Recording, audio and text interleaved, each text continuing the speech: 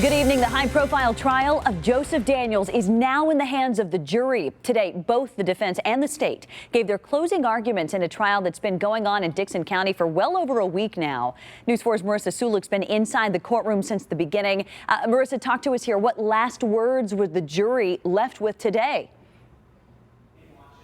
Well, Lauren, the jury got to see one last time video of Joe Clyde Daniels in the state's closing argument. And in these videos, you see an innocent 5-year-old boy who loved school. But the defense argues the state failed to meet the burden of proof, and they can't even prove that the child is dead. Now, in their closing argument, the state brings up the testimony of Alex Nolan. Nolan is Joseph Daniels' stepson and is the only witness that testified and was inside the Daniels home the night Joe Clyde was last seen.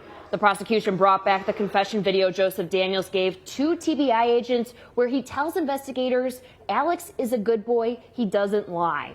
Now they use this to prove what Alex saw in 2018 is the truth. We're going to ask you to return a verdict of guilty because the night of April the 3rd, 2018, that man killed his son on a cold, dark, stormy night and hid his body. Don't reward him for concealing the body. He killed his son. We ask that you would find him guilty of it. Today, the defense brought up for the first time Joseph Daniels may have lied in his confession to protect Alex Nolan.